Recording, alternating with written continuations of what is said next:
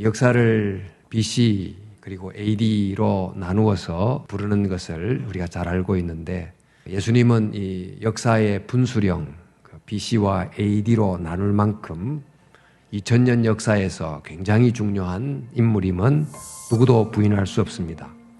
33년이라고 하는 짧은 인생을 살았지만 2000년 역사 동안에 미쳤던 아주 심대한 또 항구적인 영향이 얼마나 큰지, 역사 속에 존재했던 수많은 인물들이 왔다가 갔지만 예수님만큼 이렇게 큰 영향을 끼친 인물은 없다고 하겠습니다.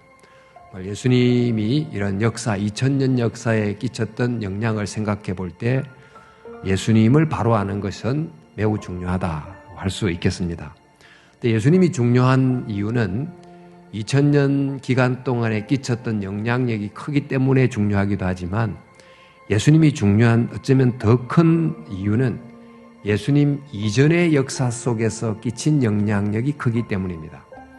아니, 예수님이 탄생하지도 않으셨는데 예수님이 그 이전의 역사 속에 굉장히 중요한 의미를 가지는 이유가 어디에 있을까요? 예수님 이전 역사는 어디서부터 시작됐는지를 사실 알 수가 없습니다. 그 아득한 과거로부터 세계가 존재하게 됐고 또 인간이 존재하게 됐습니다. 우리는 그 긴 아득한 과거를 알지 못하고 다만 존재하는 세계와 인간을 알 뿐인데, 어떻게 해서 이 세계가 존재하고 왜 존재하는지에 대한 두 가지 중요한 해석이 존재합니다. 우리가 이 세상을 살면서 흔히 접하는 것은 이 세계와 인간은 그저 물질로 존재하고 우연히 존재하게 됐고, 인간은 적자 생존을 통해서 자연을 장악하는 힘을 갖게 됐고, 그 이유는 어떻게 될지 모르는 그런 시간을 살고 있습니다.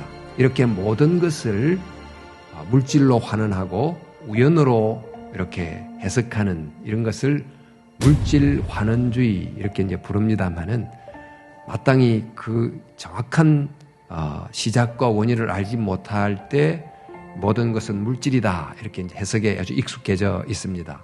근데 성경은 이 세계와 인간이 존재하게 된 것은 하나님으로부터 시작이 됐고 존재 속에 목적이 있고, 그 중에 인간에게는 창조를 향한 목적을 이룰 특별한 사명을 가진 존재로 창조됐다고 보죠. 근데 인간이 타락하게 됩니다. 근데 이 타락된 인간들을 다시 회복시키기 위한 하나님의 일하심은 계속이 되고 또 하나님의 목적은 계속이 됩니다. 인간의 회복을 이루는 길이 여자의 후손이라고 하는 특별한 인물을 통해서 역사가 회복되고 창조로부터 시작된 하나님의 목적을 향한 역사가 다시 써가지게 된다고 봅니다.